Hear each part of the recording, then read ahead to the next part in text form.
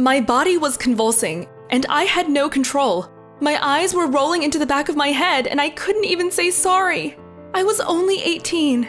April 28th, 2017 is the day that scarred me for life. I will never forget a single moment of this day. And why? Because it's the day I learned no one can be trusted. That year had been one of the best of my life. I was living in a house with 4 other roommates. Jessie was one of them, and she was one of my best friends, but we were all close, and we had been having so much fun living together.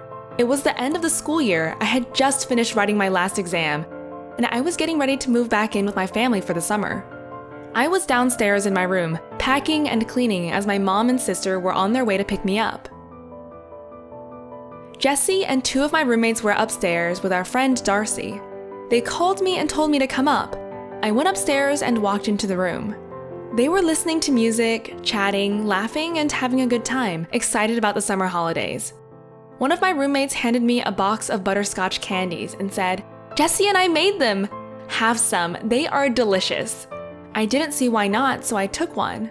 She said nicely, "Come on, have some more." So I took another 2 and went back to my room to continue packing. Later, Darcy and Jessie came back down to ask if I wanted to go get something to eat. "Sure," I said, and we drove to a Subway. It all started when I was standing in the queue. I could hear my heart pounding in my ears. My lungs wouldn't let me breathe. My head was spinning, and I could tell I was losing control of my body. I just didn't understand why. I got Darcy's attention, and she got me to sit down. The server brought over some water, and I cried, "Call 911, please!" I only felt worse as the time passed by. My head was disorienting me, and I was trying to get my thoughts straight, but all I kept hearing was, "It's probably hypoglycemia, you'll be okay, you just need to eat something." But it wasn't. I have had hypoglycemia before. I know what it does, and this isn't it.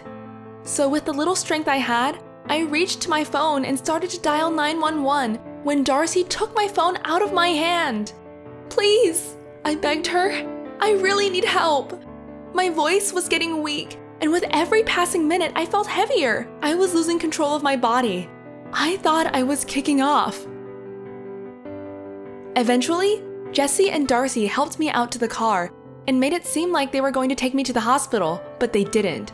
Instead, they took me back down to my room and placed me in the bed, tucking me in.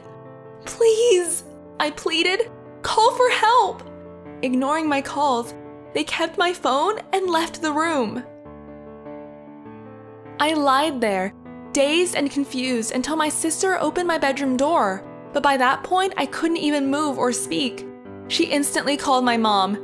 "Mom, something isn't right with her," she cried. "She's pale as a ghost and isn't moving."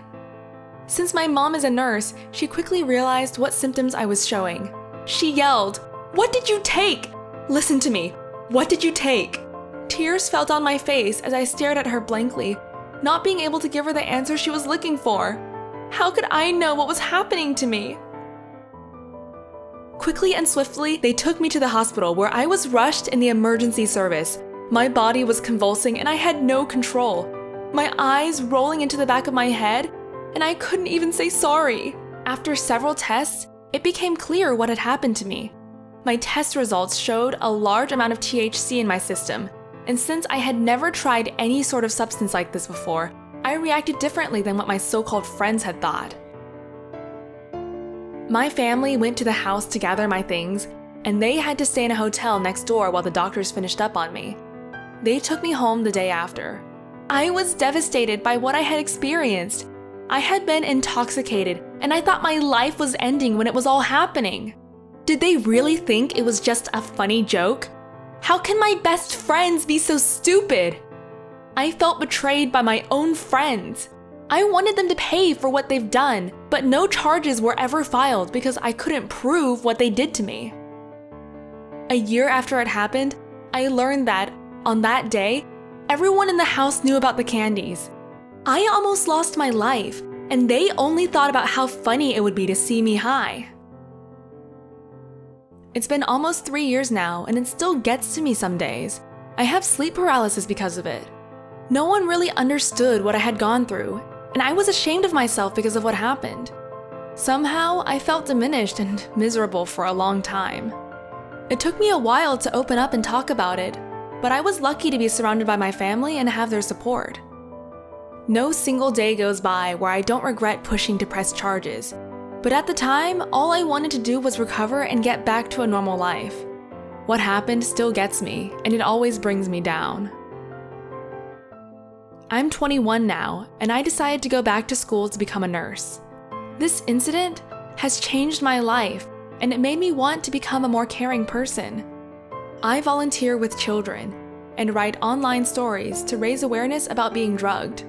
By sharing my experience, I want people to know how bad the impact can be on someone's life. I've learned a lesson the hard way. Never trust anyone. Having my best friends betray me the way they did for their own amusement hurt me big time. I no longer stay in touch with Darcy or Jesse or anyone who was there that day.